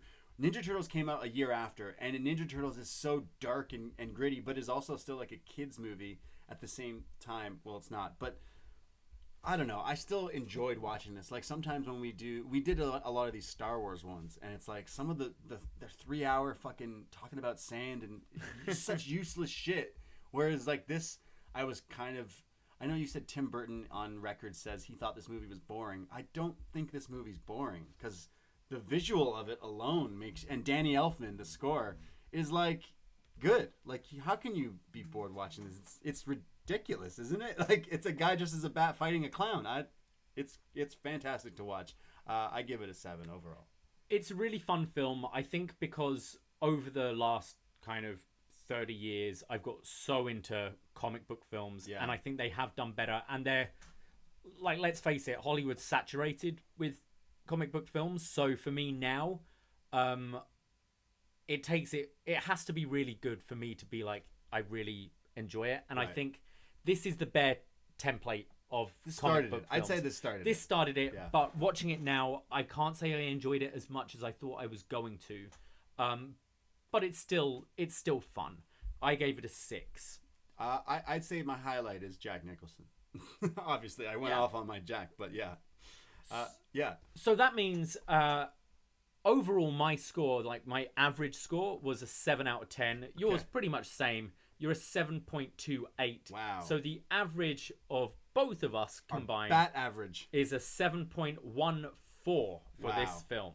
So that's what we thought of Batman 1989. But what did you think? We posted up a feedback thread on both the forum.postwrestling.com, where we post up every Wednesday for NXT feedback, and also on the Patreon feedback thread, patreon.com/upNXT, if you are a member there. We posted one there in case you guys wanted to post some. I'm going to start with Faulty Rob, who says, "This movie changed my life. I still have the cards with the really bad gum inside. Do not eat the gum." Do not eat the gum, Rob.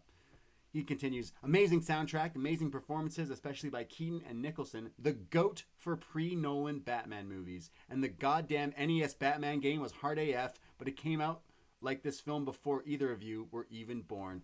Quick question. Hey, I was born in 89, so... You were born when this movie came out? You saw it in theaters? Of course. Yeah.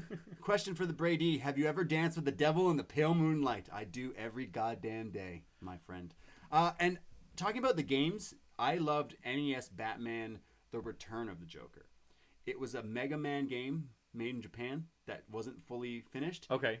They sold it to the company. They changed all the characters to look like Batman and his thugs and Joker from like this movie. It's the same graphic picture as their cartoon emblem on their jackets in this movie. This game, I own a copy of, is hard as fuck. Batman Return of the Joker. I love the NES soundtrack as well, but fantastic. We go to British Wrong Style. I got really obsessed with this movie as a preteen. I got all the toys. It introduced me to the world of funky music via Prince, and I must have watched it 20 times. First movie that was awarded a 12 certificate in the UK. Not that my dad cared, who got me into the cinema when I was 10. An all-time classic.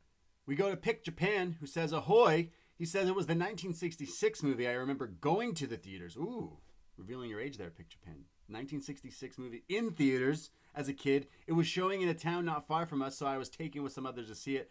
Most importantly, this movie was showing the one of the black replica Batmobile. Wait, are you talking... He went to the theater, but then he's talking about this movie. He's saying this 1980 movie. I'm getting confused of his review of his feedback here, because he wrote his feedback not knowing we already did the 1966, and then everyone in this chat replied to him, correcting him to check the Patreon. So yes, thank you, Picture Pan. But he says he loves the traditional cinema feel that Burton achieved in the cinematography, and parts of this movie he found a bit boring were the wrestling analogy, like a Randy Orton match. No matter how much talent, parts of the match bores me. He says Jack Nicholson Joker versus Heath Joker, I'm sure you'll discuss in the future, but I find Nicholson's to be modeled more after Cesar Romero's Joker as far as the mannerisms. That's very fair. He's more of a clown, I'd say.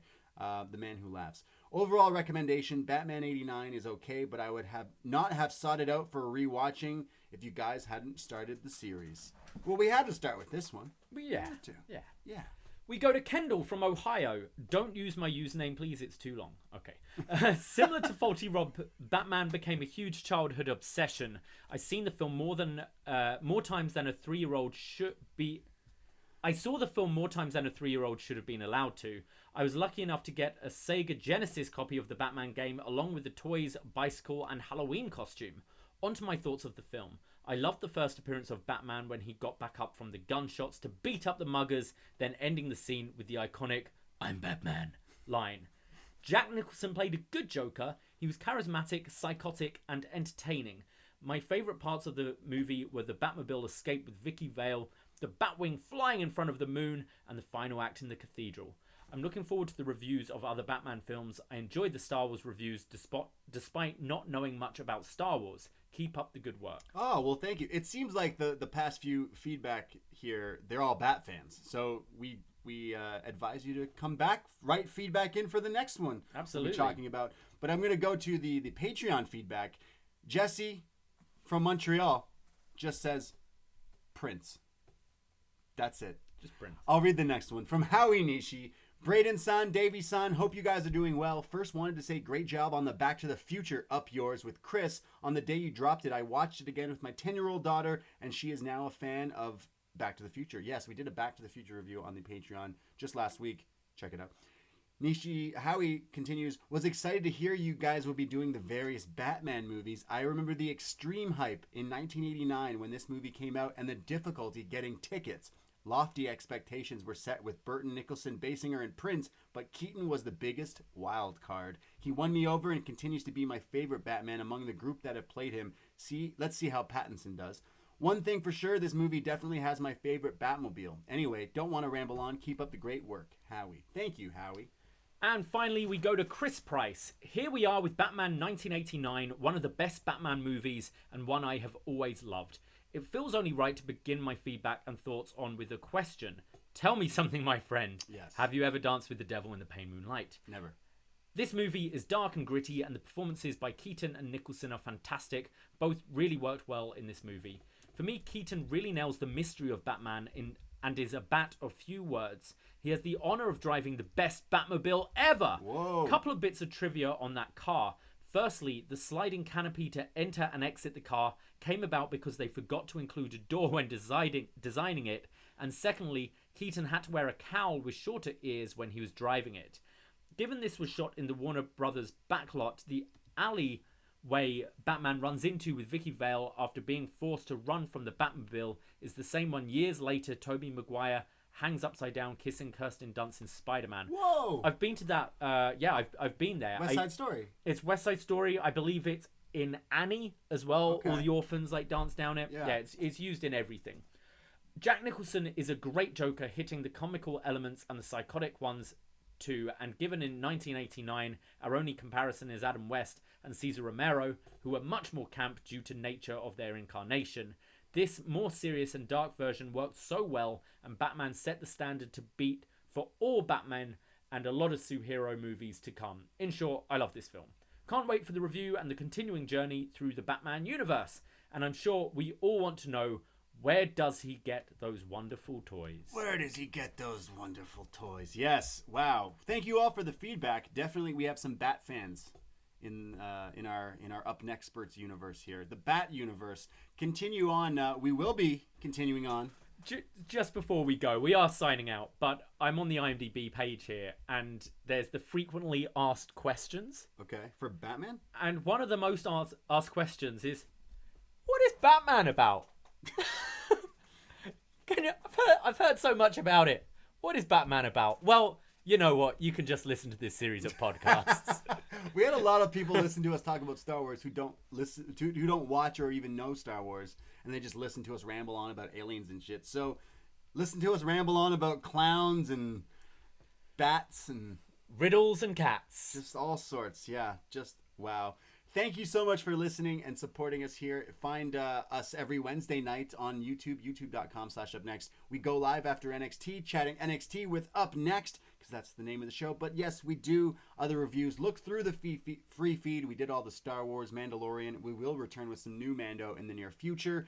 But of course, all the wrestling is up there. But again, patreon.com/upnext. We have the Batman 1966. We have Back to the Future, just did last week. We did The Room. We have so many movie reviews up there. The Terminator, Gremlins, the list is wild. For $5 a month, North American tier, you get access to all the shows in the back catalog instantly. So all the podcasts and reviews that you might be of interest to are all there. So check us out. And hey, follow upNXT on Twitter @upNXTpodcast.